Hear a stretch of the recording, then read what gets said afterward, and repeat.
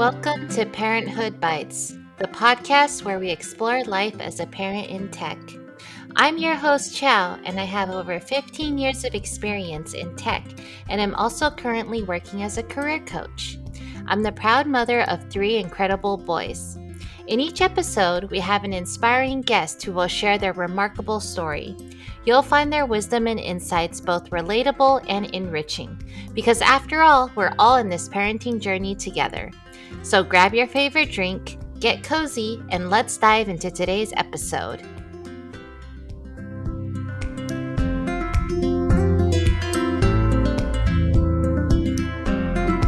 Hi everyone! Welcome to episode 69 of Parenthood Bites. Today we're excited to welcome back Max, who you may remember from episodes 44 and 47. This time he's joining us to share insights about his current career break, what inspired him to take it, what he's learned, and how he's spending his time. We'll also dive into the app he's been working on, how it started, how he stays motivated, and how he involves his kids in the process. Hi, Max. Welcome back. How are you today? Hey, Chow. Doing all right. Can you remind the listeners how many kids you have and what are their ages? I have 2 daughters, ages 6 and 4, soon to be 7 and 5, in first grade and TK, which is transitional kindergarten for those who might not be familiar. Yeah. People want to dig back into our previous episodes. We talked a little bit about like your journey taking your daughter to transitional kindergarten, preschool, and things like that. So right now, Max, I understand, is taking a little bit of time off from full-time work, as I am as well. You know, since the end of 2022, I left my previous place, Twitter. I left Twitter and then I started doing coaching and started doing some podcasting things. And it's been really, really fun and really rewarding. But one of the things I know also has it's been hard to motivate myself and things like that. And I know, Max, you've been exploring your own things too. I'd love to hear a little bit about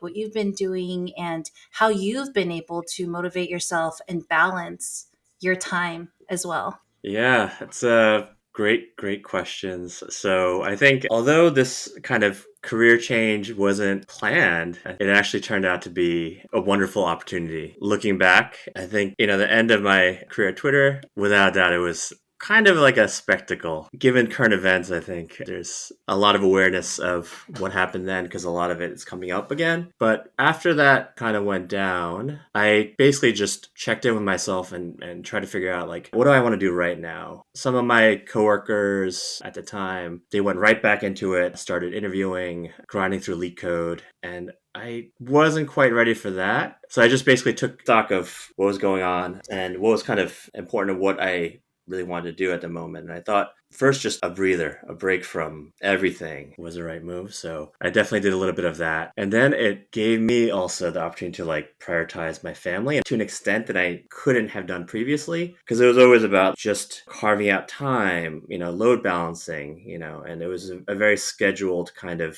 approach to parenting, which modern life demands it, but doesn't really jive perfectly with kind of what my heart wanted to do with that. So got to spend more time with the kids, kind of put more effort into parenting, more thought into that. And then also just sort out some stuff. Cause I think when you get busy, you got kids, you got work, things just kind of accumulate, your to-do lists, and, stuff just kind of needs to be put back in order. So that's kind of nice. So I did that. And then I think I took a solid break for a year, just doing that. I feel incredibly fortunate to be able to do that. I like to think of myself as I'm like a squirrel. I put away some nuts for just this occasion because you never know what's going to happen, and it worked out. Got to, beyond spending more time with my family and my kids, my wife, got to pick up some hobbies and interests that I kind of had put aside. You always have to pick and choose what you use your time with, how you spend your time. So picked up my ukulele again, my guitar. Something I picked up a few years back was sailing. I was able to get back into that, which was really nice.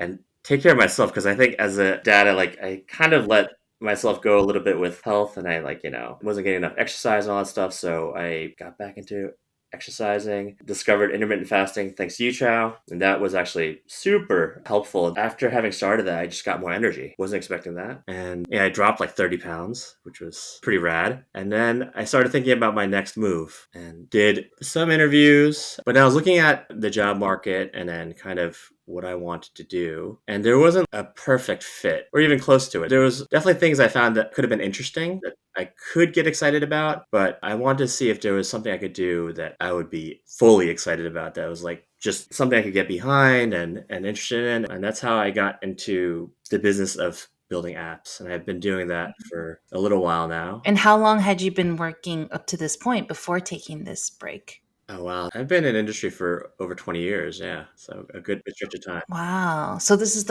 really the first time you've had time to really reflect, and after all this time to really focus on your own interests and self-care and all of that, it sounds like, and really allowed you to take a step back to spend more time with the kids. Yeah.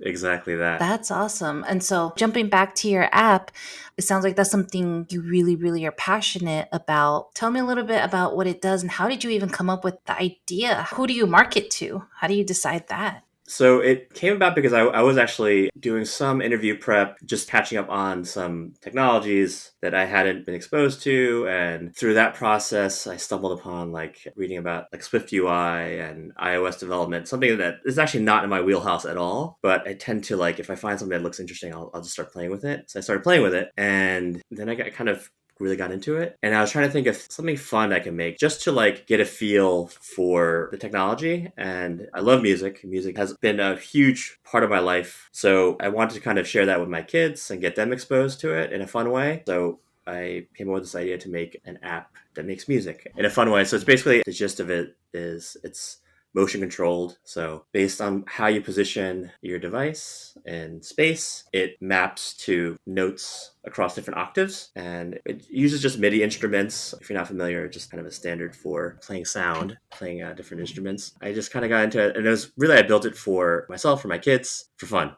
And that's kind of the theme that I want to go with. Stuff that I think is cool and might be interesting to other people. We shall see. And I want to do it in a way that I think I can get behind fully. Like, that's the first app. It's in the App Store. It's called Wondrous with an A, not an O. And it's for iOS only, unfortunately. It is something I need to promote. I've shared it out. Mm-hmm. And it's free to download. Are there in-app purchases or is it completely free? Are there ads? None of that. Yeah, it's fully free. I made it purely for fun, and I intend to keep that one like that. The app I'm working on right now, I might monetize, but I'm not going to go too crazy. Like, I also want to keep it ad-free, no tracking, none of that stuff. The revenue model I want to hopefully achieve successfully is like just one with in-app purchases, subscriptions. So hopefully it works out. We're working on a storytelling app right now, and we shall see how that goes. That's super neat. So is that also catered for kids as well? Yeah, definitely. It's more geared towards kids. This one's like a wider range. I think for the music app, it's probably best for younger kids. The storytelling app, again, I think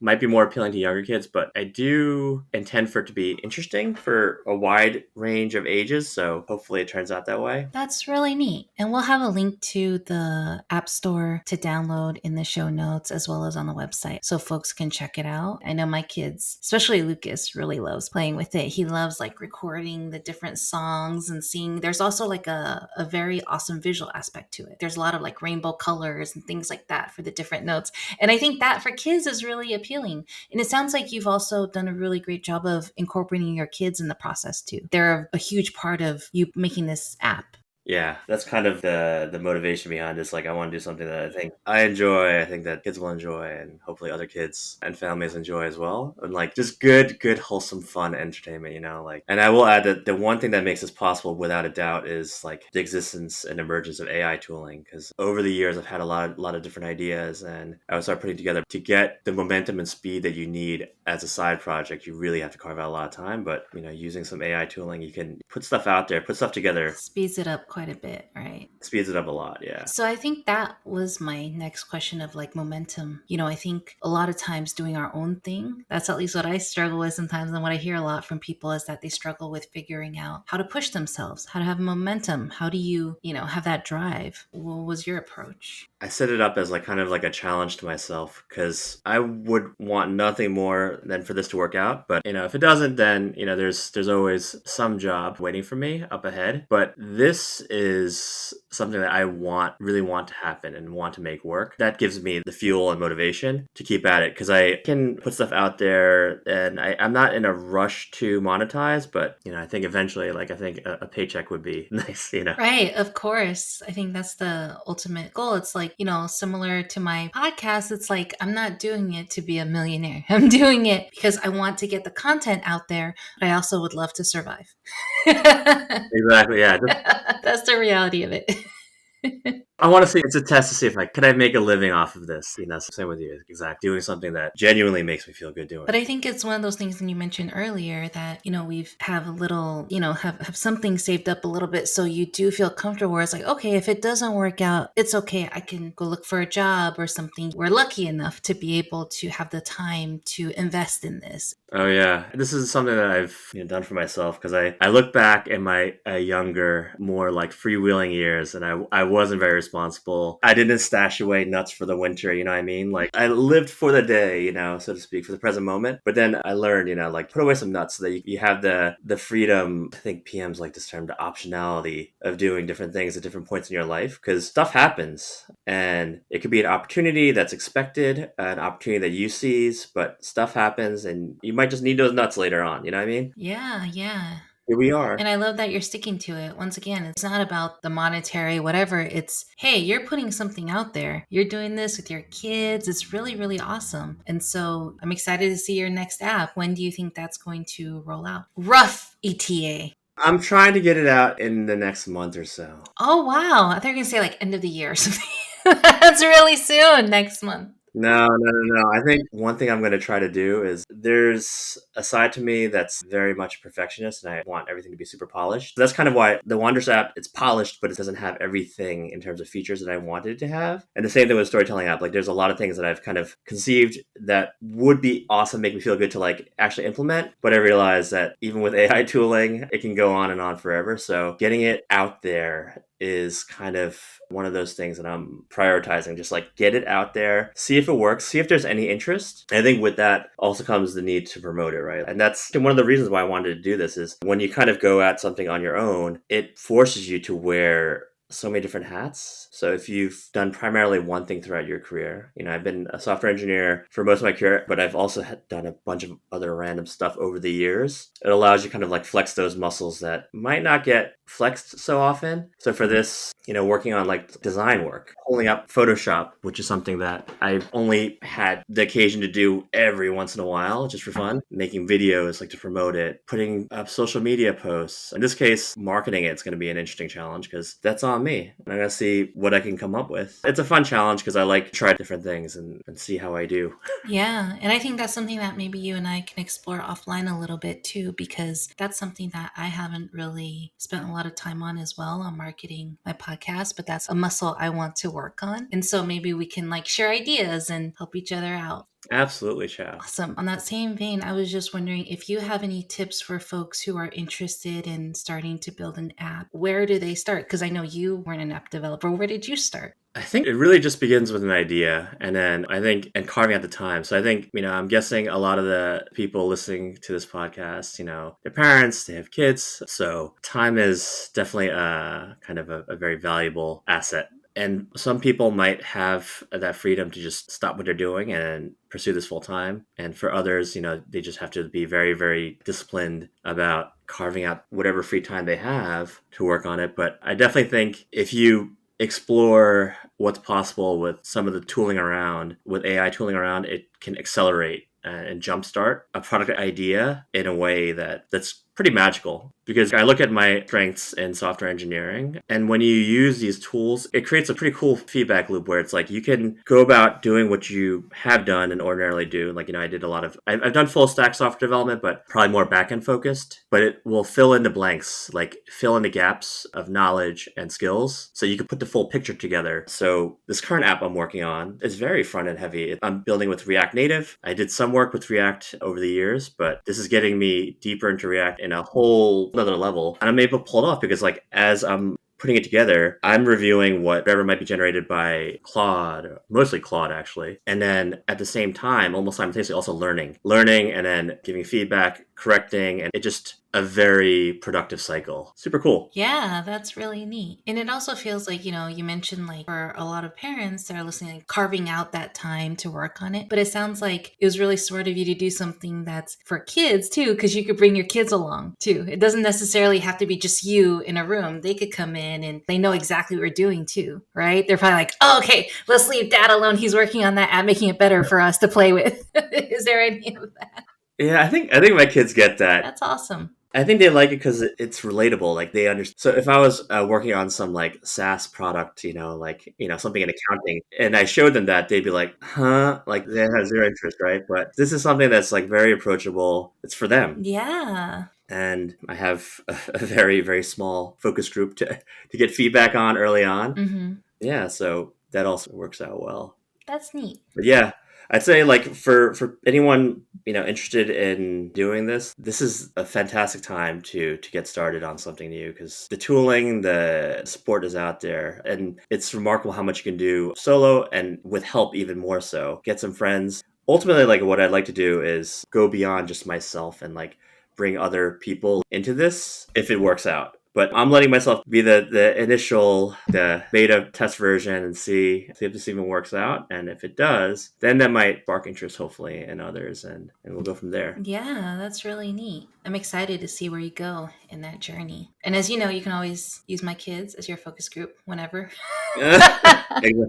So the last question I wanted to ask is, what's something you would tell someone who's thinking about taking a break or who's contemplating taking a career break after a long time in the workforce? Is there anything that maybe you wish you would have done differently, you wish you would have thought of, or anything like that? Assuming they have the financial means to do so, I would imagine that the reason why that thought even crosses their mind in the first place is there's probably some need or some desire that's driving it, right? Like whether they're tired, they're burned out, they just need something, they need a break, or they just want to try something new. In the past, I took a break to travel and just do like a long trip, slow traveling through different parts of the world. That could be whatever it might be. There's probably something important that your inner self is telling you to do, which is why you're thinking about it in the first place. So listen to it. Listen to yourself. Is what I would say. Awesome. I love that. So it sounds like, assuming everything is okay and you're able to do it, it sounds like you should really just listen to yourself and trust your body, trust what your brain is telling you. Yeah. I think for a very long time for myself, my body was telling me, you're tired. You're burnt out. You're exhausted. And I was like, no, I'm not. Stop being weak, body. We can do this. But it's like, I think in retrospect, like after taking this time, I realized that was my body trying to tell me, no, you need to stop. And then it would manifest in different ways, right? Like stomach aches or headaches or whatever. And it was like, oh, I guess I should have listened. I should have like maybe slowed down a little bit, not kept going at like 100 miles per hour. And this really puts that into perspective, I think. Absolutely. Yeah. Awesome. Well, thank you for sharing this with us today, Max. Thank you for talking about your app and sharing about your decision taking the break and all of that. I know those things are pretty personal, so I really appreciate you putting yourself out there and sharing that. And we'll add a link to your app in the show notes and on the website, as I mentioned. And I wish you the best of luck in your app. I hope it's super successful and I see it in the top 10 in the App Store. Yeah, I hope so too. I had a lot of fun making it, so hopefully it works out. Awesome.